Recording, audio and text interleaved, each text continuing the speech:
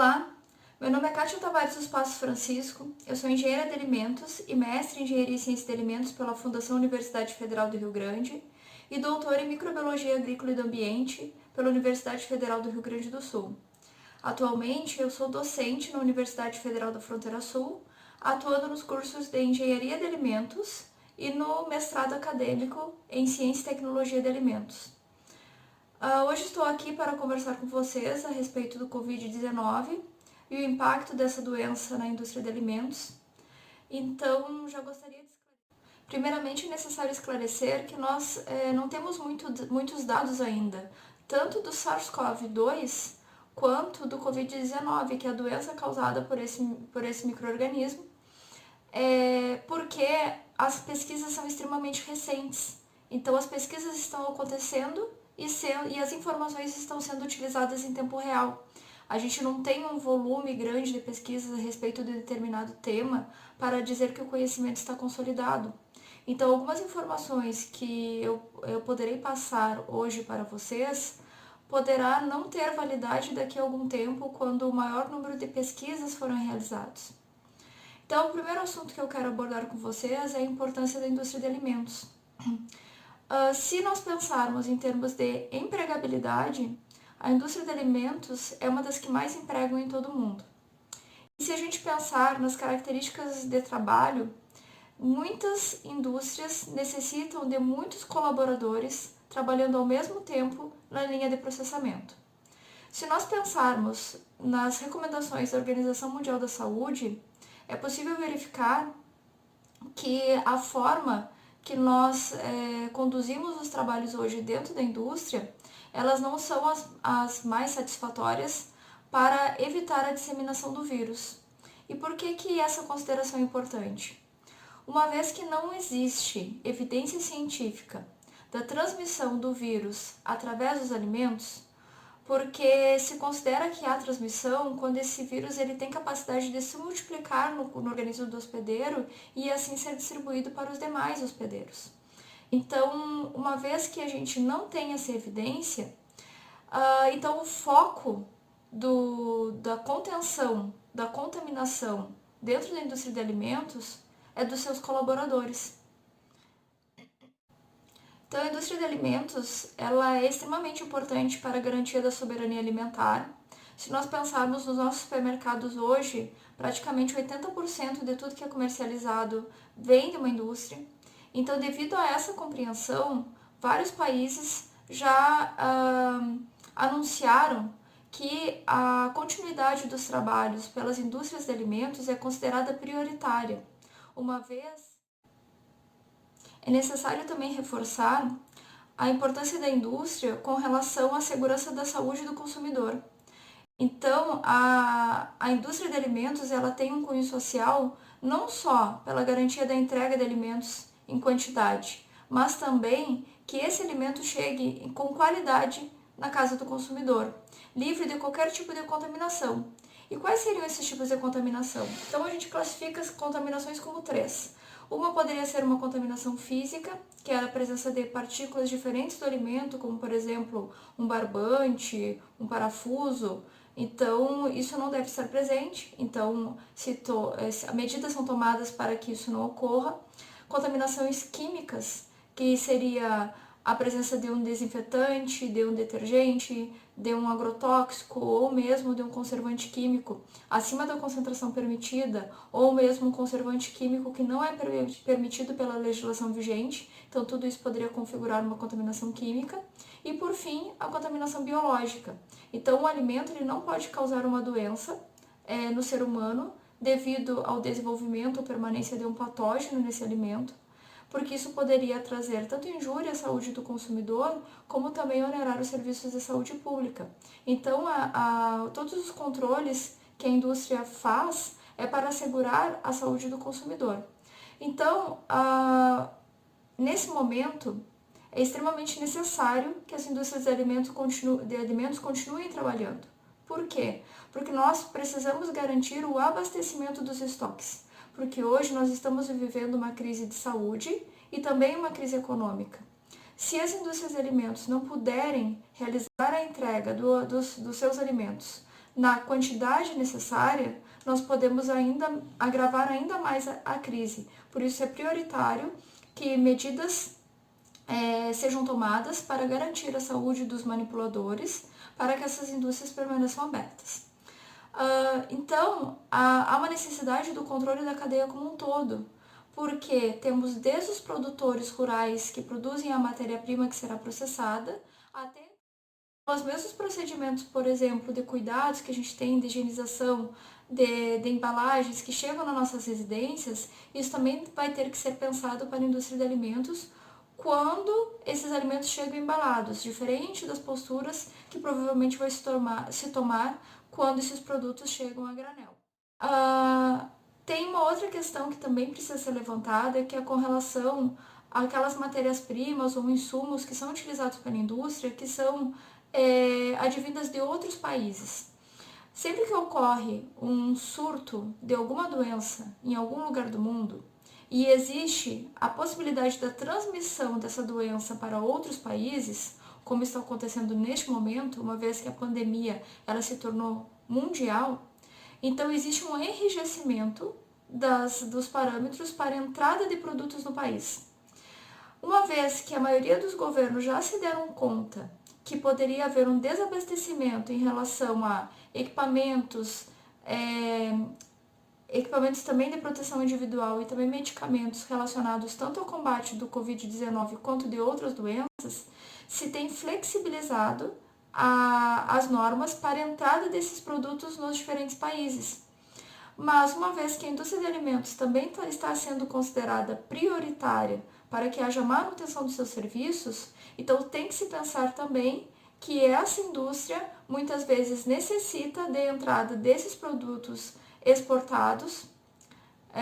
desses produtos importados.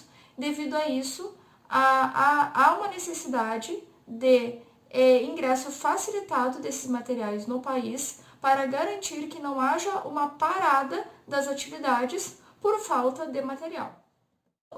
Uma vez que a indústria de alimentos ela já está sempre bastante preocupada com o risco de contaminação por doenças transmitidas por alimentos, e agora que a gente tem a possibilidade da transmissão dessa doença chamada Covid-19, os órgãos internacionais já se deram conta que as ferramentas de controle de qualidade convencionalmente utilizadas pela indústria, elas são suficientes para barrar a disseminação do Covid-19 através dos alimentos, que poderiam ser as boas práticas de fabricação, como também a análise de perigos e pontos críticos de controle.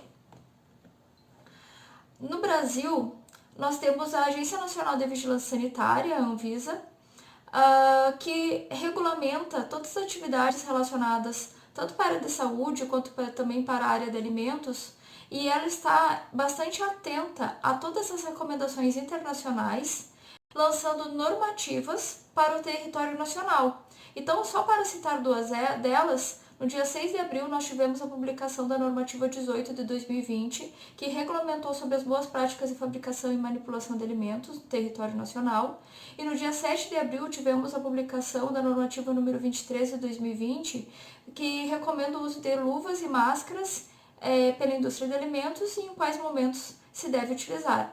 Então eu recomendo a leitura dessas normativas para que vocês conheçam o que está sendo recomendado pelo nosso país. Cabe ressaltar nesse momento que eu não estou entrando em detalhamento de alguns conceitos, uma vez que o assunto é extenso e a gente poderia abordar melhor sobre alguns conceitos em um segundo momento. Pensando no plano de boas práticas de fabricação, dentro desses planos normalmente tem um item sobre gerenciamento de crises. Então é necessário que as indústrias de alimentos estejam preparadas para a iminência de uma contaminação. Só para citar o que aconteceu nos últimos anos, nós tivemos, por exemplo, a contaminação no território nacional de pessoas pelo Zika, pelo chikungunya, em anos anteriores pelo H1N1. Tivemos disseminação de dengue em alguns países asiáticos, bem como vírus de gripe, tivemos disseminação na Europa da bactéria Escherichia coli enteromorrágica no ano de 2011. Então a indústria ela precisa estar preparada para a disseminação de vários tipos de micro-organismos devido à globalização do nosso. Então, o que a indústria de alimentos deve fazer frente à pandemia?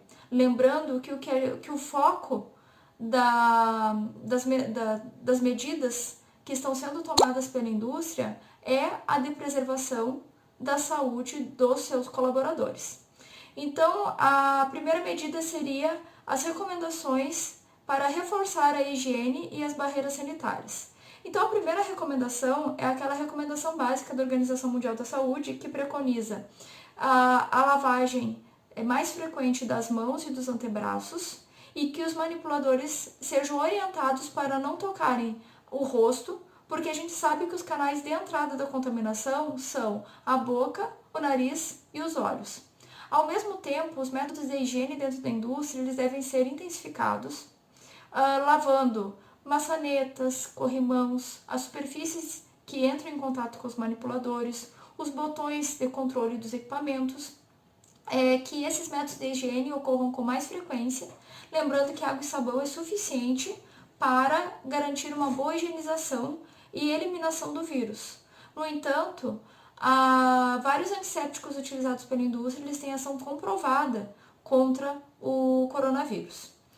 Além disso, precisa ser intensificado e inclusive incluído o monitoramento de saúde dos trabalhadores, porque isso já é feito. Então, já é feito periodicamente o monitoramento de saúde dos manipuladores. E se por acaso esses manipuladores desenvolverem alguma doença, como por exemplo uma doença gastrointestinal, eles já eram afastados das suas atividades, bem como se houvesse algum corte nas mãos. Então, alguma medida era tomada para que a existência desse corte não transferisse uma contaminação para o alimento. Hoje, precisa ser acrescentado no monitoramento os sintomas do Covid-19. São mais de 20 sintomas, vou citar os principais, que seria o monitoramento da temperatura desses colaboradores na entrada do trabalho, a presença de tosse seca, dor de garganta, dor no corpo, diarreia, conjuntivite. Então, como que isso pode ser feito? Se caso os colaboradores desenvolverem sintomas em momento que eles não estão no trabalho, eles podem entrar em contato com a empresa e será orientada a quarentena. Se eles desenvolverem sintomas durante o trabalho ou mesmo ser evidenciado no momento que esse colaborador ele chega ao trabalho, também será orientada a quarentena. Tudo isso para que não hajam pessoas doentes no ambiente de trabalho. Deve-se também trabalhar com a restrição de acesso de pessoas na indústria. Então, nesse momento, deve ser pensado quem realmente é necessário no ambiente industrial. Então, tem que se fazer uma avaliação da empresa como um todo, desde o escritório até a linha de processamento, expedição, almoxarifado. Então, se deve verificar quem poderia desenvolver trabalho remoto, ou seja, a partir das suas residências. O pessoal de controle de qualidade, nesse momento, precisa de fato andar na linha? É recomendado que não. Por quê? Uma vez que o vírus é transmitido de pessoa a pessoa, quanto menos pessoas nós tivermos acumuladas no mesmo espaço, menor será o risco de transmissão da doença. O mesmo tem que ser pensado sobre auditorias, consultorias, ampliação do estabelecimento industrial ou mesmo instalação de novos equipamentos. Então, tudo isso deveria ser evitado, pelo menos nesses próximos meses que se configuram. A outra questão que deve ser pensada é uma nova organização do trabalho. Isso já é uma realidade em diversas indústrias aqui no Brasil, onde então se estabeleceu já o trabalho remoto.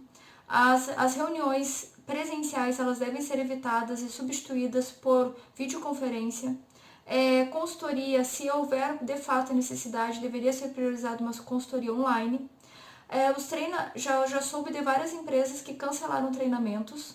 Então, só para citar um exemplo, no final do ano passado, nós tivemos a publicação da nova normativa que estabeleceu os novos padrões microbiológicos para alimentos, e os treinamentos estavam acontecendo agora no início do ano. Então, eles foram interrompidos e adiados por tempo indeterminado. Então, se a indústria, de fato, perceber que há necessidade de permanecer alguns treinamentos, como, por exemplo, o que vai ser extremamente necessário é reforçar as boas práticas de fabricação, é interessante que se opte por treinamentos online. Outra questão que também está sendo levantada é com relação aos horários diferenciados de almoço, uma vez que a gente tem que evitar a aglomeração de funcionários. Tem a recomendação que as pessoas elas não deveriam ficar próximas quando elas estão sem máscara por pelo menos 2 metros.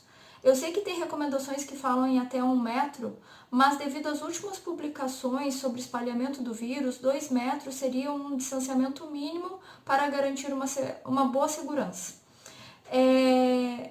Dentro do refeitório, então, para que a gente possa manter esse distanciamento entre os indivíduos, é interessante que pequenos grupos vão para a área de almoço ao mesmo tempo. Então, dentro dessas recomendações, o que eu acrescentaria? A utilização de máscara, ela é obrigatória ou não? Bom, devido a alguns estudos que evidenciaram que a contaminação do Covid-19 normalmente ocorre pela garganta, então acaba que quando a gente tem essa contaminação nessa região, ao falar, a gente propaga aerosóis. Então, independente se a pessoa está desenvolvendo a doença de forma assintomática, ou seja, sem desenvolvimento de sintomas, ou sintomática, poderia haver a transmissão do vírus. Inclusive, teve uma publicação que investigou adolescentes e se evidenciou que a contaminação se deu maior por pessoas assintomáticas do que sintomáticas para suas famílias, justamente porque se a pessoa não manifesta sintomas da doença, é mais fácil que ela tenha um convívio mais próximo com outras pessoas. Por isso que o distanciamento social é extremamente necessário, ou seja, temos que orientar os colaboradores para que eles não tenham cumprimentos próximos, que eles não estabeleçam conversas, rodas de conversa, principalmente nos momentos de intervalo. É interessante que não haja comunicação. E o uso de máscara, ele se faz necessário. Embora existam evidências científicas que tanto a máscara cirúrgica quanto a máscara de algodão, ela não tem sido comprovada uma eficiência satisfatória na transmissão do SARS-CoV-2, uma vez que foi testado em pessoas sintomáticas após 5 tossidas e se verificou que tinha vírus tanto na parte interna da máscara quanto na parte externa. Por isso a recomendação também de que a gente não toque a máscara na parte externa, porque a gente poderia contaminar a nossa mão e assim contaminar as superfícies. Esse trabalho que evidenciou a presença de vírus na parte externa da máscara, ele não evidenciou até que ponto esse vírus poderia se propagar além do tecido, mas que a máscara poderia servir como uma barreira de proteção parcial para que não houvesse o mesmo espalhamento, a mesma concentração viral, uma vez que partículas virais foram encontradas aderidas ao tecido.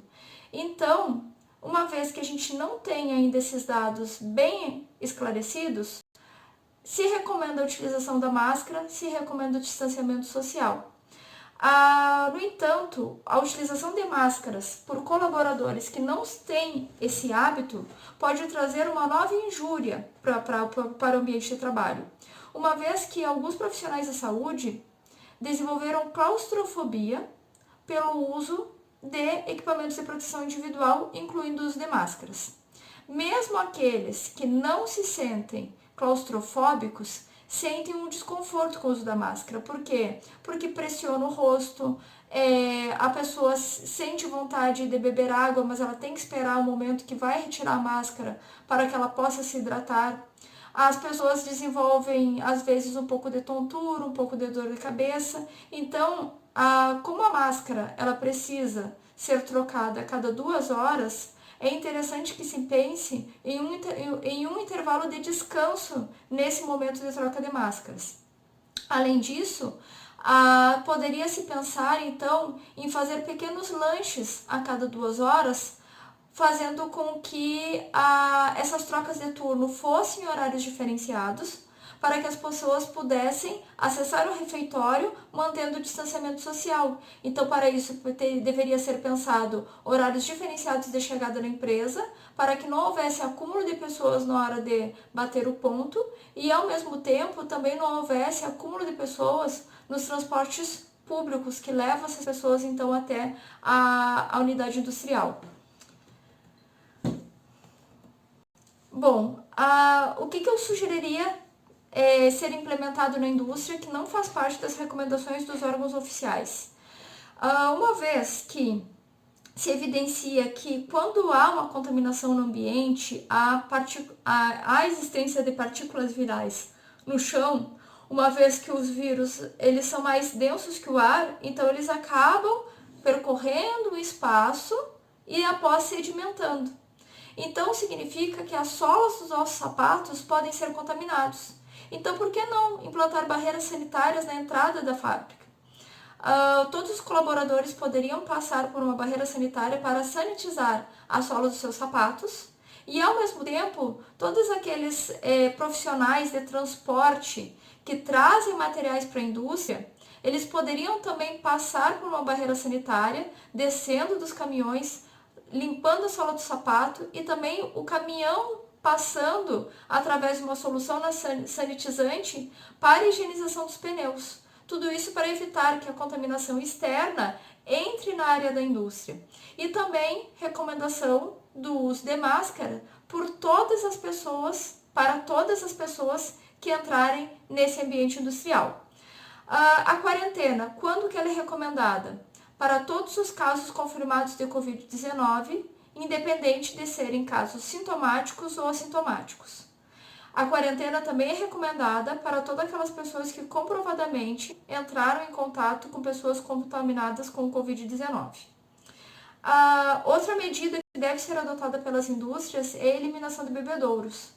Uma vez que esses bebedouros, então, eles têm que ser lacrados para que não haja a utilização coletiva desse equipamento, então se deve criar outras alternativas para que essas pessoas tenham acesso à água de forma individual, para que não compartilhem copos.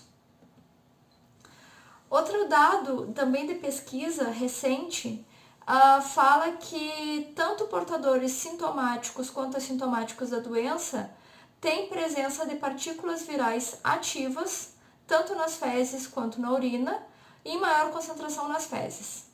Esse trabalho que foi desenvolvido, ele foi pensado principalmente para aquelas regiões que não têm tratamento de esgoto, para pensar qual seria o risco para a população quando houvesse a contaminação em áreas onde não há saneamento básico.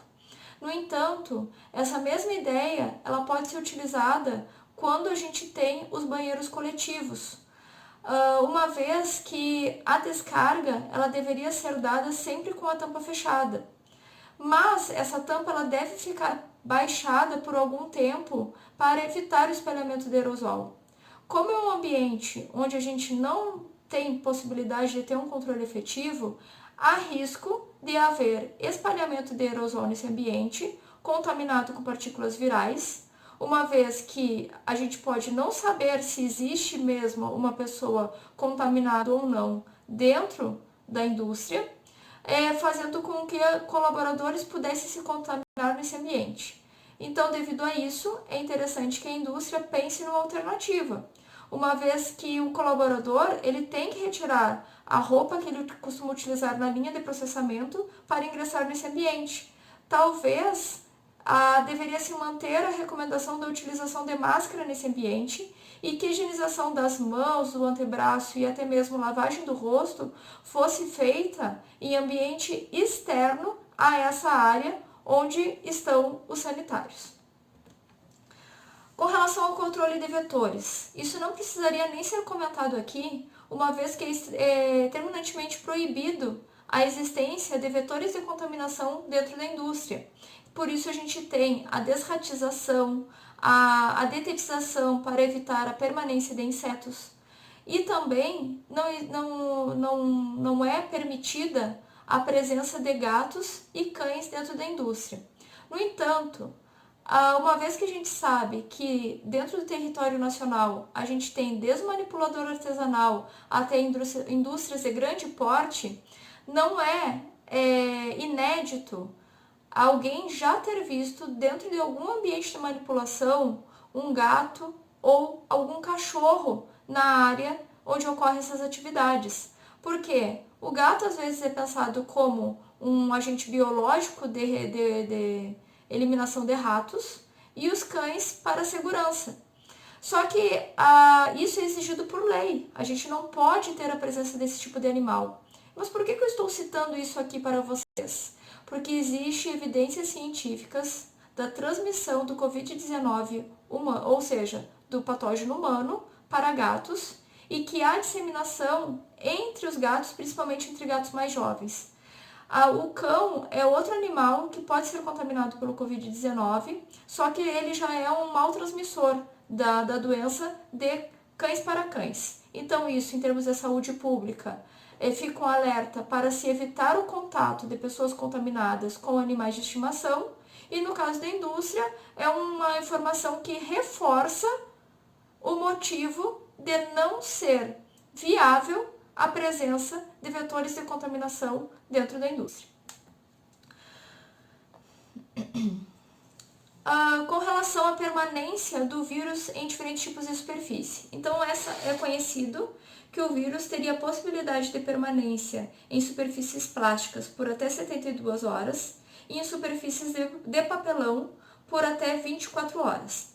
Logo no início da pandemia, foi publicado um trabalho de revisão onde se levantou todos os dados relacionados a vírus da família coronavírus, para se fazer uma relação com o vírus causador da presente pandemia. E se verificou que, dependendo da superfície, o vírus poderia permanecer ativo por até 8 dias. Então, foram elucidadas a permanência do vírus em superfícies metálicas, de vidro, de papelão, de plástico. Então, se fez uma correlação, uma vez que a gente ainda não tinha dados confiáveis a respeito do SARS-CoV-2, então se relacionou para que a gente pudesse saber por até quanto tempo ele poderia permanecer numa superfície. Então, a partir desse conhecimento, o que é determinado? Que existe uma necessidade de higienização das superfícies e que isso ocorra com mais frequência do que antes. Ao mesmo tempo, se a gente pensar na permanência do vírus em plásticos e papelão, como eu citei agora há pouco para vocês, a gente tem que entender que esses são os materiais convencionalmente utilizados como embalagens na área de alimentos. Então, a gente tem que pensar que se houver alguém contaminado na linha, por algum motivo essa contaminação poderia passar para a superfície de uma embalagem e ela acabar sendo expedida e chegar na casa do consumidor para aqueles alimentos que são mais rapidamente consumidos, como por exemplo o leite pasteurizado. Por isso, a necessidade do enrijecimento da aplicação das boas práticas de fabricação, pois assim nós poderemos evitar a disseminação de contaminação nas superfícies das embalagens de alimentos. Com relação a sanitizantes que poderiam ser utilizados. Bom, então é sabido que a higienização com água e sabão é suficiente para a eliminação do vírus, uma vez que a parte superficial do vírus é uma camada lipoproteica, então com a remoção da camada lipídica haveria a inativação desse vírus, mas que também o teste que fez, o trabalho que fez o levantamento da permanência do vírus em diferentes superfícies foi realizado a 25 graus. Então, nessa mesma temperatura foi testada a capacidade de dois tipos de sanitizantes, como o hipoclorito em uma solução de 0,1% e o álcool 70 na concentração de 62 a 71%, sendo verificado que o contato destes sanitizantes durante 1 minuto em superfícies em contato então com esse vírus, eles teriam capacidade de eliminar vírus da família, coronavírus.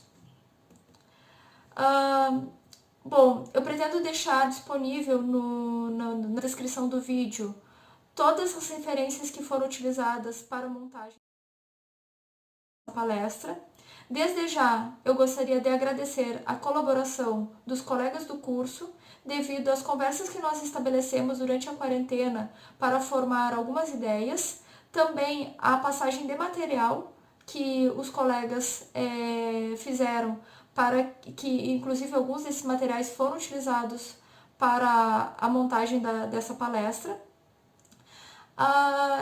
Agradecer a atenção de vocês e a possibilidade de estar participando desse workshop e, ao mesmo tempo, pedir para que vocês não esqueçam de deixar os seus comentários após esse vídeo, para que contabilize como a presença de vocês e fico à disposição para eventuais dúvidas que surgirem. Agradeço a atenção de todos.